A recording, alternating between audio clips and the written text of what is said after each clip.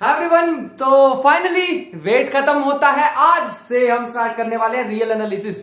Although मैं real analysis कब का स्टार्ट कर चुका हूं। अब तुम सोचोगे भैया अभी तो आपने इतना वेट करा करा के स्टार्ट किया, आप कब से कब स्टार्ट कर चुके। याद करो मैंने एक लेक्चर बनाया था जिसमें मैंने तुम्हें कहा था कंप्लीट प्योर मैथमेटिक्स पढ़ाएंगे। याद है कुछ प्योर मैथमेटिक्स? उसमें मैंने ऑलमोस्ट सारी प्योर मैथमेटिक्स की बेसिक टर्म्स बता दी थी। रिलेशन क्या होता है, फंक्शन क्या होता है, सेट क्या होता है, ग्रुप क्या होता है, लीनियर वेक्टर स्पेस क्या होते हैं, सब स्पेस क्या होता है, सबसेट क्या होता है, और भी ढेर सारी चीजें बता दी थी। तो भैया मेरी तरफ से एक तुम्हें रिकमेंडेशन रहेगी कि मैं जब प्लेलिस्ट बनाऊंगा रियल एनालिसिस की तो पहली वीडियो तो रहेगी how to study real analysis, दूसरी वीडियो रहने वाली है complete pure mathematics. My best suggestion, अपना बड़ा भाई मानते हो तो मेरा बेस्ट सजेशन ये रहेगा भैया वो वीडियो देख लो, एक बार वो लेक्चर देख लो।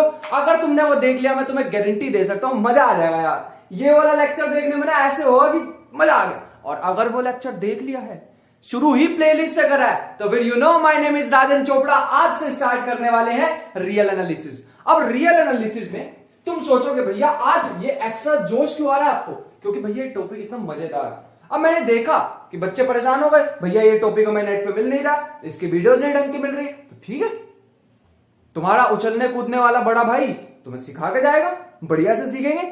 और अगर किसी ने कुछ भी नहीं पढ़ा रियल एनालिसिस का, कुछ भी नहीं, उसको सेट के बारे में भी नहीं पता, तो पहले बस एक छोटी सी वो वीडियो देख लो। कोई प्रैक्टिस करने की जरूरत नहीं, कोई क्वेश्चन करने की जरूरत नहीं, सिर्फ वीडियो देख के यहां पे आ जाओ। क्योंकि अगर तुमने वीडियो देख ली तो आज का लेक्चर तुम्हारे लिए, आज तो वैसे भी बेसिक रहने वाला, अगर नहीं भी देखी तो देख लेना, इसके बाद देख लेना, कोई ऐसा पहाड़ नहीं टूट जाएगा आज का लेक्चर देखने, उसके लिए इतना जरूरी नहीं। लेकिन कल का लेक्चर जो आने वाला, मतलब नेक्स्ट लेक्चर जो होगा उसके लिए जरूरी होगा। सो ये सारा भाषण खत्म करते हुए मैं आना चाहूंगा अपने टॉपिक पे। टॉपिक आज का है भैया, मैं सेट के बारे में थोड़ा सा और आगे चलूंगा और साथ ही साथ मैं तुम्हें बताऊंगा कि कुछ बेसिक टर्मिनोलॉजीज जो हम यूज करने वाले हैं। ये ना हो कि बाद में मैं तुम्हें बहुत सारी टर्मिनोलॉजी यूज करूं और तुम्हें समझना है कि भैया इसका मतलब क्या होता है। वैसे तो भैया ये सारी आपने चीजें ऑलरेडी यूज कर ली हैं, आपने डिफरेंशियल इक्वेशन में करा दी, आपने इतनी सारी जगह करा दी, तो अब याद है। पर ठीक है, मैं अपनी तसल्ली के लिए, अपने मन की तसल्ली के लिए एक और बार बता दूंगा तुम्हें सारी जितनी भी नोटेशन यूज होने वाली है। मैं तो कहता हूं एक पेज तुम भी छोड़ दो, कभी कभी कोई बड़े बड़े वर्ड में लिख दू ना तो उसको शॉर्ट फॉर्म बना के, जैसे यूनिफॉर्म कंटिन्यूटी, उसे यूसी लिख के आगे अपनी नोटबुक में आओगे, फ्रंट पेज एक खाली छोड़ देना, उसके लिखना माई शॉर्ट नोट्स, माई शॉर्ट टर्मिनोलॉजीज, ऐसे लिख देना। अब तुम्हारी खुद की होंगी तो वो तुम खुद से बना लेना, ठीक है, ताकि तुम्हें बड़ा बड़ा ना लिखना पड़े। टाइम सेव कर लो जितना हो सके, और टाइम की कीमत तो तुम्हें मैं बताते ही रहता हूं कितनी ज्यादा है, ठीक है। चलो आज इसी के साथ मैं तुम्हें थोड़ा सा और मैं बताना चाहूंगा कि आज के लेक्चर में हम ऐसा क्या स्पेशल करने वाले हैं जो भैया आपने सिर्फ टर्मिनोलॉजीज में ही पहला लेक्चर ले लिया। हाँ देखो भैया, हम ना बिल्ड कहां से करेंगे।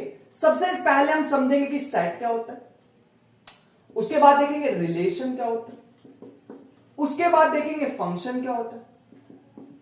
अब ये भैया ये ठीक है, हमने सीख लिया, हमें मान लिया। ये सेट में क्या सिखाना चाहोगे, यहां तुम्हें थोड़ी सी टोपोलॉजी सिखाना चाहूंगा। भैया टोपोलॉजी क्या होता है, मतलब टोपी तो सुना था, टोपोलॉजी क्या होता है। ये टोपोलॉजी क्या होता है? टोपोलॉजी का मतलब है कि भैया सिंपल साधारण लैंग्वेज में बोलूं तो नंबर्स का बिहेवियर, या सेट का बिहेवियर, या किसी भी चीज का बिहेवियर, या उसकी अरेंजमेंट, उसको कहेंगे टोपोलॉजी। मतलब ये कैसे पढ़े इसको, क्या कोई हम टर्मिनोलॉजीज दे सकते हैं सेट में कि सेट में हमारे पास आर से इंटीजर को डिनोट करेंगे, कार्डिनैलिटी ऑफ सेट क्या होता है, डेंस सेट क्या होता है, भैया लिमिट पॉइंट क्या होता है। भैया यही तो दिक्कत आ रही है, यही तो समझ नहीं आ रहा है इधर उधर जाके। हाँ तो यही तो मुझे पता है, क्योंकि मेरे को भी तो सेम दिक्कत आई थी, तो इसीलिए तो हम इसको पहले लेने वाले हैं टर्मिनोलॉजीज को। और ये टोपोलॉजी ऑफ सेट हम पढ़ने वाले हैं, इसमें 2 से 3 लेक्चर लगाएंगे, घबराना नहीं है। मैं तुम्हें बताऊंगा अपर बाउंड क्या होता है, लोअर बाउंड क्या होता है, greatest lower bound, least upper bound, supremum, infimum, dense set, limit point. Style मारने के लिए नहीं बोल रहा हूं कि मेरे को इतनी सारी चीजें पता है, ये मैं तुम्हें सिर्फ इतना बताने के लिए कह रहा हूं कि भैया सारी चीजें कवर करेंगे और मजेदार तरीके से, बढ़िया से, बोर नहीं होने देंगे तुम्हें, ठीक है। वो तो तुम्हें पता ही है, हम नहीं होने देते। उसके बाद रिलेशन फंक्शन कर लिया, फिर तुम्हारे पास आएगा कि लिमिट क्या होती है, कॉन्टिन्यूटी क्या होती है, डिफरेंशिएबिलिटी क्या होती है, न्यू चीज यूनिफॉर्म कंटिन्यूटी क्या होती है, भैया इंटीग्रेशन क्या होती है, भैया रिमान इंटीग्रेशन क्या होती है, रिमान इंटीग्रेशन क्या होती है। भैया रिमान इंटीग्रेशन भी आपने सिखा दी तो इम्प्रॉपर इंटीग्रेशन क्या होती है या इम्प्रॉपर इंटीग्रल्स क्या होते हैं, ये सारी हो गया कैलकुलस। तो कैलकुलस का जन्म होगा यहां से फंक्शन के बाद। मैं जब 12th का पढ़ाता था वहां भी बच्चों को कहता था भैया पहले डिफरेंशिएशन से पहले अपना फंक्शन कर लो, फंक्शन नहीं किया तो नहीं समझ आएगा। नहीं मानते थे हम, तो तुम्हें ऐसे चलाएंगे, तुम तो मानते हो मेरी, आई होप कि मानते हो। तो ये लिमिट कॉन्टिन्यूटी वगैरह करने के बाद ये होता है वन वेरिएबल, एक ही वेरिएबल की बात होगी यहां पे, ठीक है। उसके बाद हम जंप कर जाएंगे टू वेरिएबल्स पे जिसमें पार्शियल डेरिवेटिव्स पढ़ेंगे है, और लिमिट निकालना सीखेंगे टू डायमेंशन में। भैया ये थोड़ा सा न्यू चीज हो जाएगी, आज तक हमने लिमिट ऐसे देखी होगी, अगर किसी ने नहीं भी देखी तो कोई दिक्कत नहीं। अब हम इसमें जब जंप करेंगे तो लिमिट कुछ ऐसी हुआ करेगी, और यहाँ पे फंक्शन भी टू वेरिएबल का हुआ करेगा कुछ ऐसे, ठीक है। ये सारी चीजें पढ़ेंगे। उसके बाद भैया हम जो जंप करने वाले हैं वो जंप करने वाले हैं सीक्वेंस सीरीज में, मतलब इसके थोड़ा सा यहां फिट कर दो sequence and series. Sequence and series के बाद हम यहां पे जंप करेंगे, ऐसे इसके बाद भी क्या आएगी टू वेरिएबल्स में सीक्वेंस एंड सीरीज। तो भैया ये हमारा सिलेबस है, मैंने जो इतने छोटे से पार्ट में लिख दिया। अब आते हैं अपनी टर्मिनोलॉजीज पे कि भैया कौन सी टर्मिनोलॉजीज की बात कर रहे हो, तो उसको लिख लेते हैं। यहां तक तो समझ आ गया कि हम क्या करने वाले हैं, रिलेशन, फंक्शन, सीक्वेंस सीरीज और कैलकुलस। तुम कहोगे भैया कैलकुलस तो आप अलग से भी सिखा सकते हो, यहां से कौन सी कैलकुलस सिखाना चाह रहे हो। यहां भैया तुम्हें रीमान इंटीग्रेशन जैसी चीज पता लगेगी। आज तक हमने पढ़ा है कि भैया डिफरेंशिएबल फंक्शन क्या होता है, तुम बताना मेरे को इंटीग्रेबल फंक्शन क्या होता है। भैया ये तो नहीं पढ़ा हमने, इंटीग्रेबल फंक्शन नहीं, ये नहीं पढ़ा है ना, नहीं पढ़ा ना। आप अब सीखेंगे इसमें रियल एनालिसिस में, तो घबराने की कोई जरूरत नहीं।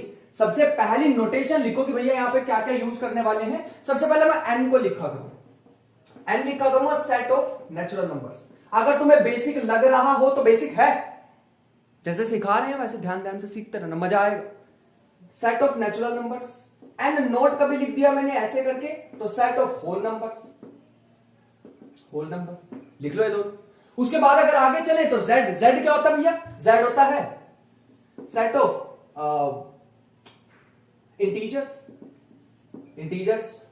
उसके बाद अगर क्यू पे चले, क्यू डाल के और बीच में इसका एक ऐसे डाल दो, ये क्या होता है सेट ऑफ रैशनल्स। अगर तुम्हें बेसिक चीजें लग रही कोई दिक्कत नहीं, चलते रहो। ऐसे समझ लो हम पहला दिन है हम पढ़ने का मैथ, ऐसे सीख लो।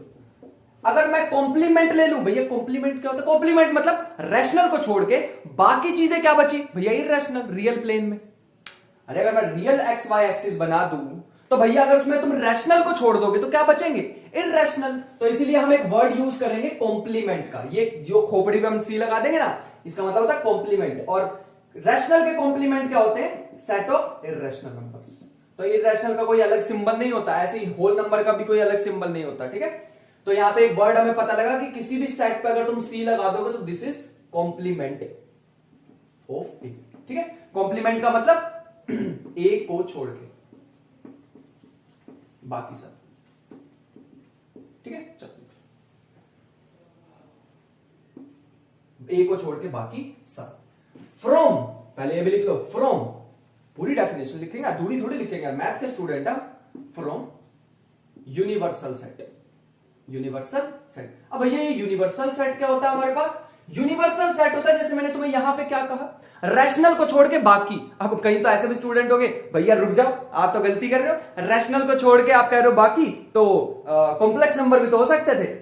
आप तो पहले मेरे को बताओ तो रियल नंबर की बात करो। हाँ, वही लड़ने वाले बच्चों के लिए मैंने यहां पे एक और बात लिख दी है, फ्रॉम यूनिवर्सल सेट। यहां पे कौन सा यूनिवर्सल सेट होगा, मतलब बड़े वाला कौन सा होगा जिसमें से छोड़ना है रियल नंबर्स। तो नेक्स्ट हमारे पास आ रहा है real, this is set of real numbers या सेट ऑफ रियल्स।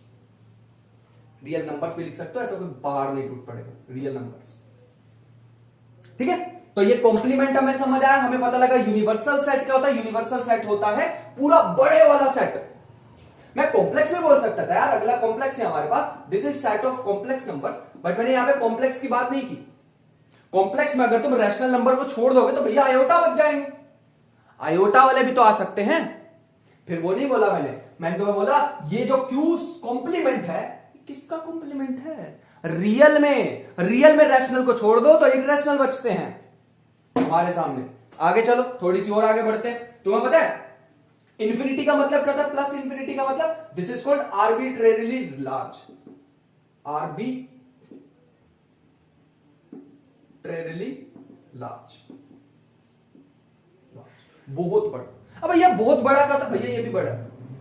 तुम कहोगे भैया ये तो मजाक कर रहा है, ये कहां से बड़ा, ये का इनफाइनाइट कहां से है। अब भैया एक चींटी के हिसाब से सोचो। अच्छा ये जो मैंने तुम्हें सामने दीवार दिख रही है 10 फुट की मान लेते हैं, 12 फुट की मान लो, 12 फुट की दीवार है, क्या ये इनफाइनाइट है या फाइनाइट। तुम कहोगे कैसे भैया मजाक करो, फाइनाइट नहीं, इनफाइनाइट भी हो सकती है। भैया इनफाइनाइट कहां से हो जाएगी, सोचो एक माइक्रो ऑर्गेनिज्म है, छोटा सा, एक बिल्कुल छोटा सा माइक्रो ऑर्गेनिज्म है, और ये दीवार है मेरी 12 फुट की, 12 फुट की दीवार, इतना छोटा सा माइक्रो ऑर्गेनिज्म। भैया इसको ना ये दीवार ऐसी लगेगी कि नेवर एंडिंग है, क्योंकि वो खुद ही इतना छोटा है यार। तो इन्फिनिटी जैसी चीजें आज तक जो हम सोचते आए थे, infinity is a relative term. अगर मैं इन्फिनिटी में इन जनरल देखो तो infinity is a relative term.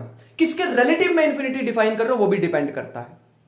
अब लेकिन भैया ये कौन सी इन्फिनिटी है, ये भैया इन्फिनिटी हम कौन सी बात कर रहे हैं, नंबर वाली इन्फिनिटी। अब नंबर वाली इन्फिनिटी का मतलब होता है आर्बिट्ररली लार्ज। किसी के कंपैरिजन में कर रहे हो, जैसे फॉर एग्जांपल 12,200 और दूसरी तरफ है 0.0001। अब भैया इसके कंपैरिजन में इंफिनिटी है वो, इसके कंपैरिजन में बहुत बड़ा नंबर है। अगर मैं कहूं कि इसमें से इसको सब्ट्रैक्ट कर दो, तुम कहोगे भैया इसको तो मैं छोड़ रहा हूं। क्यों छोड़ रहा हूं, क्योंकि इसके कंपैरिजन में बहुत बड़ा है ये। हाँ ये, अरे वो इंफिनिटी कोई नंबर नहीं होता, इंफिनिटी तो आइडिया देता है कि नंबर कितना बड़ा है, ठीक है। और भैया कभी हम ऐसे लिख देते थे limit x approaches to infinity, उसका मतलब क्या होता था, उसका मतलब होता था एक्स इज वेरी लार्ज। अरे एक्स कोई नंबर थोड़ी है, एक्स इज वेरी लार्ज, ये मतलब होता था उसका। मेरे को पक्का बता, 2-4 पक्का तुम ऐसे हो ना जिसको आज तक ये नहीं पता था, सच बताना है ना। माइनस इंफिनिटी आर्बिट्ररली स्मॉल, आर्बिट्ररली स्मॉल, चलो लिख लो। आर्बिट्ररली स्मॉल का मतलब कि किसी चीज के कंपैरिजन में बहुत बहुत बहुत बहुत बहुत बहुत छोटा है, ठीक है, बहुत छोटा है। कितना छोटा है पता नहीं। अब हमारे दिमाग में क्वेश्चन आता है कि भैया इंफिनिटी एक ही टाइप की होती है या बहुत सारी टाइप की होती है। आई वुड से इंफिनिटी बहुत सारी टाइप की होती है, लेकिन तुम उसके बीच में डिफरेंशिएट कैसे कर पाओगे। भैया इंफिनिटी कोई नंबर थोड़ी है यार कि 2 और 3 के बीच में डिफरेंस बता दे। बताओ कितने नेचुरल नंबर है, तुम कहोगे वो भैया वही अपना इंफिनिटी, इनफाइनाइट नंबर्स। मैं कहूंगा रियल नंबर कितना है, तो भैया वो भी इनफाइनाइट होता है। मैं बोलूंगा 1 और 2 के बीच में कितने नंबर होते हैं, तुम कहोगे इनफाइनाइट। बताना कौन सी बड़ी इंफिनिटी, लेट अस से this is infinity 1, infinity 2, infinity 3। तो बताओ कौन सी बड़ी वाली इंफिनिटी, कौन सी छोटे वाली इंफिनिटी। अच्छा कोई ये तो नहीं कंफ्यूज है कि भैया 1 और 2 के बीच में इनफाइनाइट नंबर्स होते हैं। अब उसमें मत कंफ्यूज हो जाना, इनफाइनाइट होते हैं, समझे। हाँ तो 1 और 2 के बीच में अब बताओ कौन सी बड़ी इंफिनिटी, कौन सी छोटी इंफिनिटी। नहीं पता भैया, नहीं बता पाएंगे। क्योंकि नहीं बता पाएंगे इसीलिए भैया इंफिनिटी को लिखा है आर्बिट्ररली लार्ज नंबर, इसके बारे में नहीं बता पाएंगे, ठीक है। आगे लिखो AC क्या होता है, कॉम्प्लीमेंट ऑफ ए, अभी अभी बता दिया इसके बारे में। आगे लिखो A0, ए के ऊपर गोला डाल दो, this is called interior of A. आगे लिखते जाओ, नोटेशंस काफी हैं अपने पास। ऐसा कुछ डेल ऑफ ए लिखोगे तो इसका मतलब होगा बाउंड्री ऑफ ए, इसका भी यूज बताएंगे तुम्हें जल्दी, ठीक है। आगे जितनी नोटेशन है उसका ज्यादा यूज नहीं बताऊंगा मैं, ठीक है, जब करेंगे तब बता दें। ए के ऊपर ऐसे डैश लगा दोगे तो this is called derived set. Derived set तो पहले दूसरे लेक्चर में आ जाएगा, ठीक है। डिराइव्ड सेट, डिराइव्ड ऑफ ए नहीं, डिराइव्ड सेट। चलो उसके बाद है आइसो ए, ISO ऑफ ए, तो ये लिख लेना आइसोलेटेड पॉइंट्स ऑफ ए। तो तुम सोचोगे किसी दिन बैठ के, किसी दिन तुमसे कोई नोटेशन नहीं याद आई तुम्हें, तुम सोचोगे यार भैया तो बहुत स्मार्ट थे यार, अभी हमें नोटेशन नहीं समझ आ रही, पहला पेज ओपन किया नोटेशन मिल गई। इसका मतलब सही है यार भैया, तो आपने बढ़िया काम करा दिया। जहां पर नोटेशन नहीं समझ आई भैया ए डैश का मीनिंग क्या, ए के ऊपर गोला है उसका मतलब क्या है, वो ए के आगे वो डेल सा लगा दिया उसका मतलब सारी लिखी हुई है पहले पेज पे तुमने, मतलब जब नोटबुक यूज करोगे तो अच्छी बात है, सारी एक जगह लिख लोगे। तो ST ये तो तुम्हें पता होगा, सच दैट, भैया ये भी नोटेशन लिखोगे, हाँ एक जगह लिख लेते हैं। STB इसका मतलब होता है said to be, this A set is said to be derived set, ऐसा कुछ। उसके बाद है BDD, सारे नोटेशन में एक जगह लिख के आया हूं तो इसको कहेंगे बाउंडेड। भैया ये आप फिर मेरे को वैसे ही दे देते, अपनी कम्युनिटी पोस्ट कर देते, आप लिखवा क्यों रहे होंगे? तो भैया लिखवाने की भी आदत डालनी पड़ेगी तुम्हें। याद भी साथ साथ ही करा देंगे कि इनके मीनिंग क्या होते हैं, वरना तुमने पढ़ना नहीं था, एक साइड पे पढ़ा रहता वो। NBD, this is called neighbourhood. साथ साथ तुम्हें एटलीस्ट नोटेशन याद तो हो जाएंगी। उसके बाद है, ये तो पता ही होगा ना, सीक्वेंस। सीक्वेंस उसके बाद चलते रहो। उसके बाद है CGT, this is called convergent. Convergent. इसके बाद है DIV, this is called divergent. उसके बाद है लिमिट के ऊपर, अगर तुम्हें लिमिट इतना मत लिखो, लिमिट के ऊपर डाल दो एक डंडी सी और नीचे डाल दो। इनका मतलब क्या होगा? लिमिट सुपीरियर, लिमिट सुपीरियर और लिमिट, अरे यहां पूरा लिख सकते थे हम, लिख लेना यहां पे लिमिट इंफीरियर। ठीक है, आगे मैं लिखूं तो सूप ऑफ ए, क्या भैया ये वही सूप है? वो चिकन सूप, टमाटो सूप, वही वाला? नहीं नहीं नहीं, अरे वो है supremum of A. Supremum of A, या फिर इसको लिखते हैं लीस्ट अपर बाउंड। यहां लिख लेना लीस्ट अपर बाउंड। और एक है इनफीमम ऑफ ए, या फिर GLB, इसका मतलब होता है greatest lower bound. Lower bound. चलो आगे चलते हैं। आगे हमारे पास आने वाले हैं MAX, तो पता होगा मैक्सिमम को कहते हैं। ठीक है, MIN किसको कहते हैं? मिनिमम को कहते हैं। ये भी लिख लो भैया फिर एक जगह, बार बार तो हम नहीं लिखने वाले, एक बार तो लिख ही सकते हैं। उसके बाद देयर एग्जिस्ट, इसको लिख लेना देयर एग्जिस्ट, और इसको लिख लेना there does not exist. Does not exist को मैं ऐसे लिखा करूंगा, इसको शॉर्ट फॉर्म में लिख लो। फिर हमारे पास आएगा एग्जिस्ट यूनिकली, इसको कहते हैं वो देयर एग्जिस्ट डाल के उसका आगे एक्सक्लामेटरी का साइन डाल दो। अगर मैं गलत नहीं हूं तो इसको एक्सक्लामेटरी का साइन ही कहते हैं, और इसको लिखते हैं एग्जिस्ट यूनिकली। यूनिकली, यूनिक कोई चीज एग्जिस्ट कर रही है, एक ही सॉल्यूशन है उसको और कोई सॉल्यूशन ही नहीं है, तो उसको ऐसे लिखेंगे। उसके बाद है एक नोटेशन उल्टा A, this is called for all. ऐसे लिखेंगे ना, for all A belongs to S, मतलब सारे के सारे ए किसमें? एस में, फॉर ऑल। उसके बाद आ जाओ तो ये जादू टोना वाली नोटेशन, ये जादू टोना बाबू टोना वाली नोटेशन, ये आने वाली है कॉन्ट्राडिक्शन के लिए। कॉन्ट्राडिक्शन के लिए। उसके बाद एप्साइलन, एप्साइलन काफी ज्यादा यूज करेंगे, एप्साइलन, एप्साइलोन। फिर यूज करेंगे ये, इसका मतलब होता है बिलोंग्स टू। दोनों में फर्क है, वो ई की तरह बनता है और ये ऐसे बिलोंग्स टू। दूसरा है हमारे पास डज नॉट बिलोंग्स टू, लिख लेना ऐसे। उसके बाद हमारे पास आ जाएगा, कभी भी आर्बिट्रेरली सेट लिखना होगा हमें तो कुछ ऐसे करते हैं इसको, लैम्डा बिलोंग्स टू।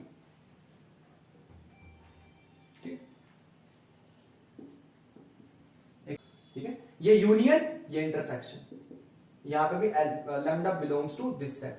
ये सेट है भैया, नोटेशन से तो हमें क्या ही लेना देना है, तुम इसे झोपड़ी बोल लो, हमें नोटेशन से क्या लेना देना। ठीक है, हाँ, तो ये किस लिए यूज होगा? ये यूज होगा आर्बिट्रेरी सेट के लिए। कभी भी मेरे को कोई आर्बिट्रेरी सेट लेना तो मैं उसको ऐसे यूज कर लिया करूंगा। ठीक है, ऐसे लिख लो, इसको हम कहेंगे आर्बिट्रेरी सेट, लिख लो यहां तक। उसके बाद आर्बिट्रेरी सेट हमने ले लिया, उसके बाद नेक्स्ट चलते जाएंगे तो हमारे पास कभी कभी मैं यूज करा करूंगा AM, capital AM of A1 A2 up to so on AN। भैया इसका मतलब क्या है? इसका मतलब होगा अर्थमेटिक मीन। तो अर्थमेटिक मीन तो हमें निकालना आता था, बचपन से सीखा है। ठीक है, उसके बाद है ज्योमेट्रिक मीन। भैया ज्योमेट्रिक मीन भी हमें पता है, वो सबकी पावर लेके सबको मल्टीप्लाई करके पावर ले लो, nth रूट, याद आया? वही वाला A1 A2 up to so on AN 1/n। ठीक है, कुछ बच्चे ऐसे भी पूछ रहे थे भैया आप बार बार पीछे जाके वीडियो को क्यों देखते हो या बीच बीच में गायब कहां हो जाते हो? तो मैं तुम्हें बताना चाहूंगा यार, अभी ना फोन से वीडियो बनाता हूं, मैं फोन से बनाता हूं अपने लेक्चर। तो क्या होता है, कभी कभी ऐसे मेमोरी फुल हो जाती है, या कभी कभी चार्ज खत्म हो जाता है, या कभी कभी ऐसे ही कुछ बंद हो जाती है टेक्निकल इशू की वजह से, तो वो बार बार जाके ना देखनी पड़ती है। आई नो कि ये थोड़ा सा स्ट्रगल है, और मैं क्यों स्ट्रगल करूं यार, मेरे को तो मजा आ रहा है इसमें। मैं तो देखता भी रहता हूं कि बोर्ड पे सारी चीजें दिखाई दे रही है या नहीं। स्ट्रगल नहीं कहूंगा मैं इसको, बस इतना ही कहना चाहूंगा कि सही है, मजा आ रहा है। तुम्हें भी ऐसे ही करना है। और ये छोटे छोटे स्ट्रगल ही तो एक दिन बड़ी सक्सेस बनेंगे, है ना। जब भी मैं कैमरा पे, मान लो मैं डायरेक्ट एक महंगा सा यहाँ पे कोई पैनासोनिक या कोई भी कैमरा लगा देता, मान लो मैंने कोई कैमरा लगा दी, भैया मेरे को क्या फिर वैल्यू पता लगती कि फोन से कैसे बनती है, फिर मैं कैमरा की कभी वैल्यू ही नहीं करता, है ना। ऐसे ही जब भी भैया तुम्हें कभी भी लाइफ में छोटी चीजें देखने को मिल रही हैं, अभी भैया मैं क्या वो छोटी सी कंपनी के शूज डाल लेते, चप्पल डालता हूँ, वो बाटा की चप्पल डाल लेता हूँ, वो 100 रुपए वाली, मेरे को तो महंगे शूज चाहिए वो बढ़िया कंपनी के, उसकी वैल्यू नहीं करोगे यार, फिर तुम वैल्यू नहीं करोगे तुम फिर उसकी, अगर तुम्हें एकदम ही सारी चीजें मिल जाएंगी तो इसलिए ध्यान रखो कि जो भी चीज तुम्हारे साथ हो रही है या जो भी चीज तुम्हें मिल रही है उसको एक्सेप्ट करो और उसके साथ मजे करो यार, जितना है उसको तो मजे करो, ज्यादा मिल जाएगा फिर तो कर दे मजे, जितना है उसको तो एंजॉय करो अच्छी तरह, और चाहिए, ये भी एग्जाम क्लियर हो जाए, वो भी एग्जाम क्लियर हो जाए, 1 million subscriber, 10 million subscriber, 5 million subscriber, अबे 1000 में तो खुश हो लूं, पहले 1000 में तो खुश हो लूं, 1000 में रोता था यार काश 1 मिलियन होते, 1 मिलियन होते, अब 1 हो जाएंगे तो 5 के लिए रहूंगा, 5 हो जाएंगे 10 के लिए रहूंगा, 10 हो जाएंगे यार 15 हो जाते ना, सब यूट्यूबर से आगे निकल, अब फिर तो रोना ही है, फिर 15 में भी रोता रहता कि वर्ल्ड का नंबर 1 चैनल बनाना है, जितना है उसमें खुश रहो, फोन है फोन से खुश है, कैमरा आएगा कैमरे से हो जाए, बात खत्म। तो आई होप कि सबको आंसर मिल गया कि जितना है उसमें पहले खुश रहो, जब न्यू चीज मिलेगी तो उसमें भी खुश हो लेंगे, लेकिन जो है पहले उसमें तो हो ले।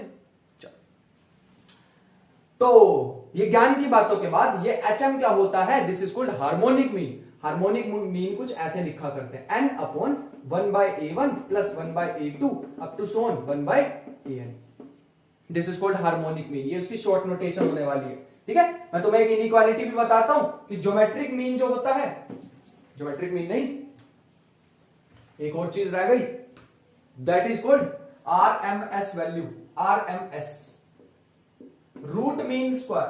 भैया ये रूट मीन स्क्वायर क्या होता है, रूट मीन स्क्वायर को तुम पढ़ो तो ऐसे रूट मीन स्क्वायर पढ़ो तो ऐसे रूट मीन स्क्वायर, लेकिन इसको यूज ऐसे करना है, पढ़ो ऐसे सीखो ऐसे, जिम वाली एक्सरसाइज नहीं लग रही है ना, वैसे ही कुछ। तो पहले करो स्क्वायर, सबका स्क्वायर कर दो, तो A1 का स्क्वायर, A2 का स्क्वायर, AN का स्क्वायर, फिर मीन ले लो, मीन कैसे लेते हैं, सबको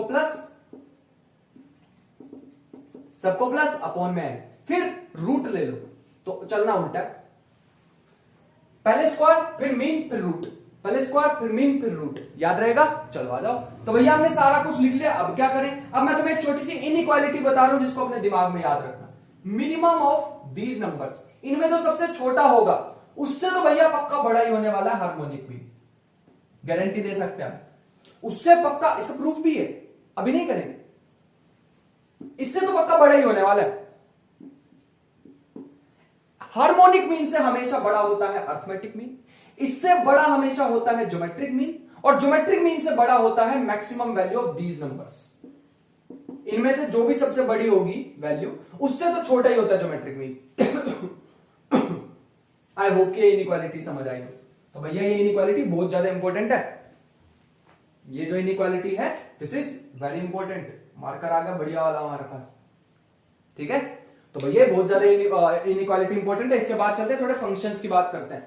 अब फंक्शंस में ना मैं थोड़ी जल्दी जल्दी लिखवाऊंगा, तो fx को अगर तुम माइनस fx लिख दो या fx को f माइनस x लिख दो, बताओ दोनों में क्या फर्क है। अब दोनों में फर्क ये है कि पहला वाला में क्या बताएगा, रिफ्लेक्शन अबाउट x एक्सिस, ये बताएगा रिफ्लेक्शन अबाउट x एक्सिस और रिफ्लेक्शन अबाउट y एक्सिस। तो इसको मैं बाद में ना बताते हुए अभी याद दिला देता हूं कि ग्राफ में क्या क्या होने वाला, रिफ्लेक्शन अबाउट y एक्सिस। लेकिन भैया हमें समझ ही नहीं आया, समझा भी देते हैं, आ जाओ। मैं ग्राफ लेके समझाना चाहूंगा ताकि जब मैं आगे एक ग्राफ पे पूरा लेक्चर लूं, जिसमें मैं 2-3 घंटे का लेक्चर लूंगा, कभी स्पेशल लेक्चर, और कह दिया तो लेंगे जरूर, लिख लूंगा आज जाती डायरी में कि एक लेक्चर लेना हमें जिसमें हम सारे ग्राफ बताएं, ठीक है। जैसे मैंने एक एग्जांपल लिया y is equal to x square, इसको दो पार्ट में कर दिया, एक कर दिया y equal to minus x square, है ना, फंक्शन के बाहर माइनस लगा दिया, जो भी फंक्शन है उसके बाहर माइनस, और दूसरा x को माइनस एक्स से रिप्लेस कर दिया। लेकिन भैया x को माइनस एक्स से रिप्लेस करोगे तो कोई फर्क नहीं पड़ेगा, वो तो एक्स स्क्वायर ही आ जाएगा क्योंकि स्क्वायर ऊपर। इसका मतलब अगर तुम ग्राफ लोगे ऐसा पैराबोला, ये है, ओरिजिन से टच कर लेना है, ठीक है, ये हुआ नहीं है, तुम ओरिजिन से टच कर लेना इसे, ऐसा कुछ ओरिजिन से टच होता हो पैराबोला, ठीक है, y equal to x square ये। अब इसको तुम्हें क्या करना है, y equal to minus x square बनाना। y equal to minus x square क्या होगा भैया, आप अगर जीरो डालोगे तो ओरिजिन से स्टार्ट होगा, ठीक है, स्टार्ट तो यहीं से, उसके बाद भैया वैल्यू सारी नेगेटिव आएंगी, नेगेटिव आएंगी तो पैराबोला ऐसा होगा।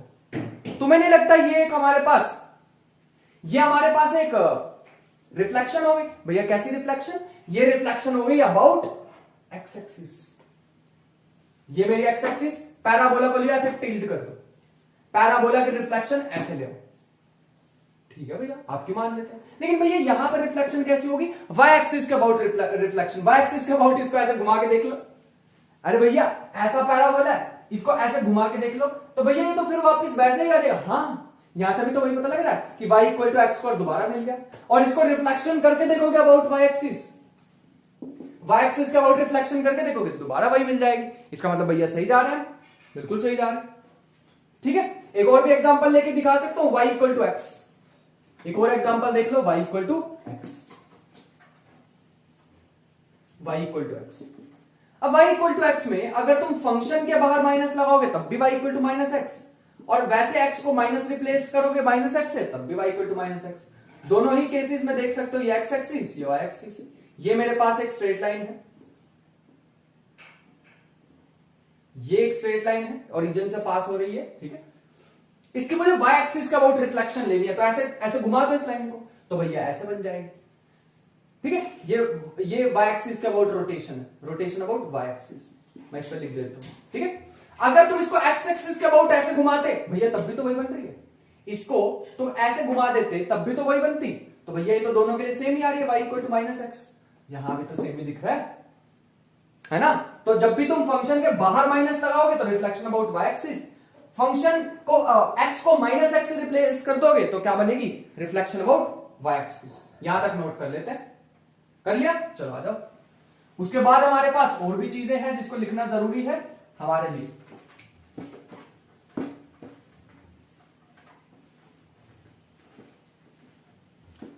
तो हमारे पास और भी चीजें हैं जिसको लिखना जरूरी है। मान लो मैं fx को, fx में मान लो माइनस एक्स पुट करता हूं, या पहले एक और चीज लिख लो, अगर मैं fx को fx प्लस ए कर दूं, या फिर fx में f ऑफ x प्लस ए कर दूं, दोनों में क्या फर्क है वो समझते हैं, ठीक है। जैसे for example y equal to x है, इसको मैं कर दूं y equal to x plus one, तो क्या फर्क है इसमें, इन दोनों में, ये y ये x, तो ये हमारे पास y इक्वल टू एक्स वाली लाइन थी। अब y x प्लस वन वाली कहां हो जाएगी, तो भैया ये x एक्सिस की तरफ इसे शिफ्ट कर दो, तो हमारे पास ये x प्लस वन में बन जाएगी। y को जीरो पुट करो तो x हमारे पास माइनस वन बन जाने वाला है, तो कुछ ऐसे हो जाएगा। अरे y को तुम अगर जीरो पुट करोगे तो x कितना आ जाएगा, माइनस वन, और x को जीरो पुट करोगे तो y कितना आ जाएगा, वन, तो कुछ ऐसे लाइन होने वाली है, यहां पे आ जाएगा माइनस वन, यहां पे आ जाएगा वन। अब ठीक है, ये ऐसे शिफ्ट हो गई। अगर भैया y equal to x minus one करते तो अगर मैं x को जीरो पुट करता, अगर मैं x को जीरो पुट करता तो y आ जाता माइनस वन, अगर मैं y को जीरो पुट करता तो x कितना आ जाता, वन, तो भैया ये लाइन बन गई, this is y equal to x minus one, y equal to x plus one, x plus one, तो भैया समझ आ गया। इसका मतलब भैया ये क्या है, दिस शिफ्ट, इस ग्राफ को कैसे शिफ्ट कर देगी, अगर प्लस ए होगा तो शिफ्ट कर देगी लेफ्ट, और अगर f माइनस एक्स माइनस ए होगा तो शिफ्ट कैसी कर देगी, राइट, ठीक है। और ये क्या करेगा, ये एफ एक्स प्लस ए, ये क्या करेगा, ये करेगा अप और डाउन, शिफ्ट अप और डाउन, शिफ्ट अप और डाउन, ठीक है, माइनस ए में ऊपर शिफ्ट कर देगा, प्लस ए में नीचे शिफ्ट कर देगा। जैसे y equal to x square था, मैंने क्या किया, y equal to x square plus 1 कर लिया। तो भैया ये जो पैराबोला पहले यहां से स्टार्ट हो रहा था ओरिजिन से, ये अब स्टार्ट होगा x0 y1, हाँ ये स्टार्ट होगा ऊपर से, x को 0 पुट करके देखो y1 आ जाएगा। और दूसरी चीज, अगर x स्क्वायर -1 होता तो x स्क्वायर -1 कर दो, तो भैया अगर x को 0 पुट करोगे तो y कितना आ जाएगा, -1, तो ग्राफ यहां से स्टार्ट होने वाला है, ऐसा कुछ। और बाकी सारी चीजें नेगेटिव ही आ जाएंगी, तुम डाल के देख लो। सॉरी, मैंने इसको ही उल्टा कर दिया गलती से, ग्राफ यहां से स्टार्ट होने वाला है ऐसे। अगर मैं यहां भी ऐसे लगा दूं माइनस साइन, तो क्या होगा भैया, तो फिर हमारे पास ग्राफ स्टार्ट हो जाएगा कुछ ऐसे। ठीक है, तो ये सारी तुम्हें शिफ्ट वगैरह भी आनी चाहिए आगे चलने के लिए। ठीक है, तो यहां तक नोट कर लो, कर लिया। ये सारी तुम्हें शिफ्ट भी आनी चाहिए कि ग्राफ में शिफ्ट वगैरह कैसी होती है, क्योंकि हम ग्राफ से भी पढ़ने वाले हैं चीजें। और भी मैं तुम्हें थोड़ी सी रिकमेंडेशन दूंगा इसके बाद, जैसे ही ये सारी नोटेशंस कंप्लीट हो जाए, कि और तुम्हें क्या अब ढूंढ के इसमें नोट्स में ऐड करना है। ये एफ एक्स होता है, ये क्या होता है, this is called inverse of x, inverse function, inverse function लिख लो। और ये क्या होता है, 1/f(x), this is called reverse. एक होता है इनवर्स, एक होता है रिवर्स, इस चीज का ध्यान रखना पड़ेगा। ठीक है, जैसे for example f(x) is equal to x cube, f(x) is equal to x square, और f(x) is equal to 1/x²। दोनों के ग्राफ बनाए तो दोनों के ग्राफ कुछ ऐसे बनते हैं। f(x) is equal to x² का कैसे ग्राफ बनेगा कुछ ऐसे, और f(x) equal to f(x) is equal to 1/x² का ग्राफ कैसे बनेगा। देखो मैक्सिमम वैल्यू इसकी कहां पे आएगी, x इक्वल टू 1 पे, x इक्वल टू 1 पे मैक्सिमम वैल्यू जा रही है, और जैसे जैसे 0 को अप्रोच करेगी तो इंफिनिटी को अप्रोच करेगा, कुछ ऐसा ग्राफ आता है इसका 1/x² का। अरे भैया जैसे तुम इसको इंफिनिटी डाल दोगे तो एक इसको अप्रोच करेगा 0 को, तो ऐसा कुछ ग्राफ आता है इसका। अब तुम खुद ही देख लो ग्राफ कितना चेंज हो गया, सिर्फ उल्टा करने से ग्राफ कितना चेंज हो गया। ये है f(x) इक्वल टू 1/x² का ग्राफ, और ये है f(x) is equal to x² का ग्राफ। देखो कितना चेंज आ गया इसमें, खुद सोच लो। और अब मैं एक और ड्रॉ करके दिखा सकता हूं तुम्हें, f(x) इज इक्वल टू, इसे रेक्टेंगुलर हाइपरबोला जैसा ग्राफ कहेंगे, रेक्टेंगुलर हाइपरबोला नहीं है, रेक्टेंगुलर हाइपरबोला कुछ ऐसे होता है। ठीक है, और उसमें x की पावर 1 होती है, x की पावर 2 वाला नहीं। f(x) is equal to x cube, f(x) is equal to 1/x³, मान लो ये आ गया।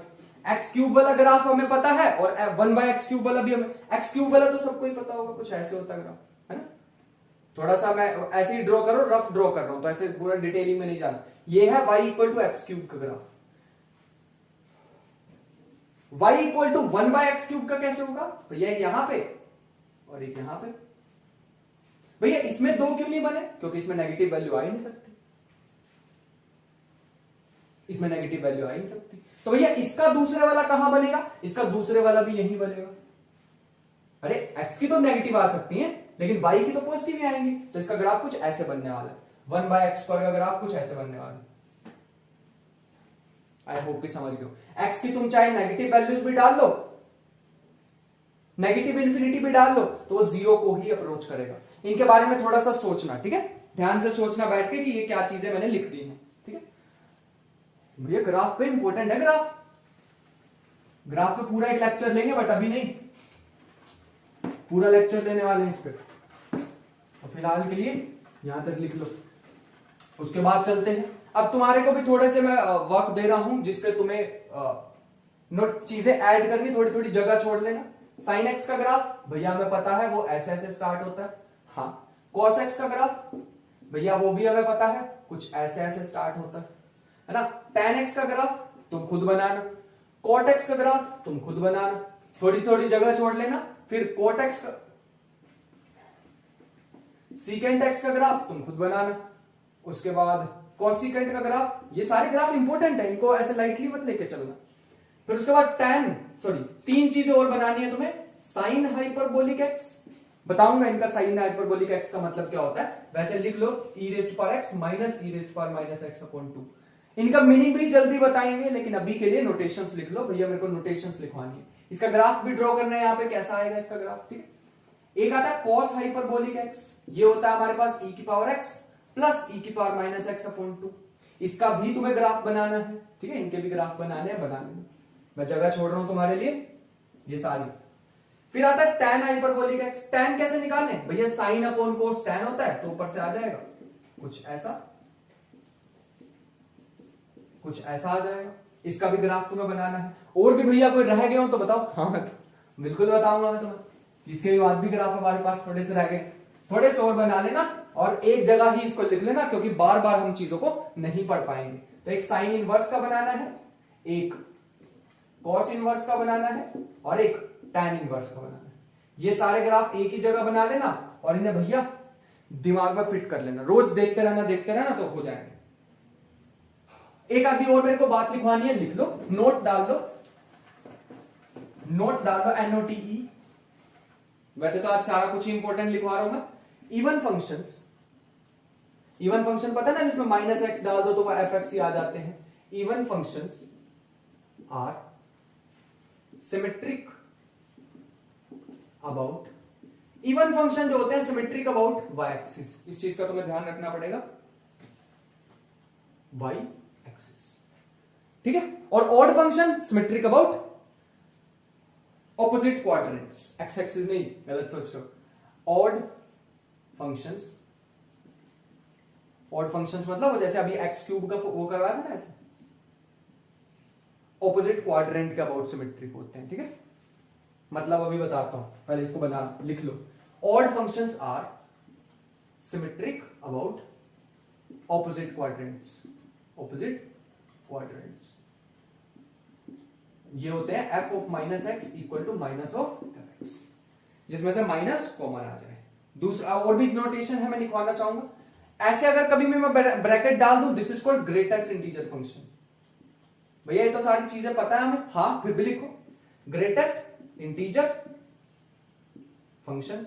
ये मैंने पहले वाली वीडियो में भी करा दी, जो तुम्हें एक वीडियो बताई ना, मैंने रेफरेंस दिया, इससे पहले वो देख लेना, उसमें सारी चीजें बता रखी है फंक्शन में।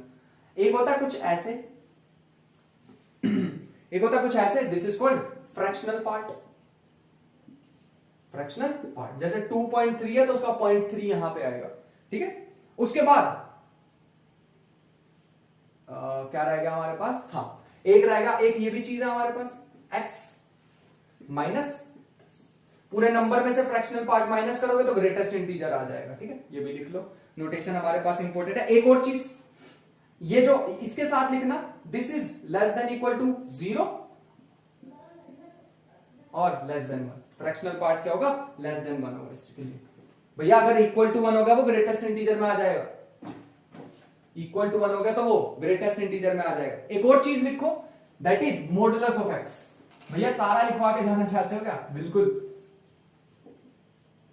Modulus of x, this is also known as absolute value of x. बिल्कुल बिल्कुल यहां से उठा लेंगे, तुम्हें परेशान नहीं होना बस तुमने, बिल्कुल नीचे से उठा देंगे चीजों को, ठीक है। तो करा दिया हमने सारा कुछ, बढ़िया एकदम। देखो अब तुम्हें अगर लग रहा हो कि भैया एक आधा और ग्राफ में तुम्हें बता देता हूं, जैसे e raise to power x का ग्राफ हमारे लिए इंपॉर्टेंट है कुछ ऐसा, e raise to power minus x का भी तुम्हारे लिए ग्राफ इंपॉर्टेंट है। e raise to power minus x का मतलब है कुछ डिके हो रहा है, कुछ ऐसे,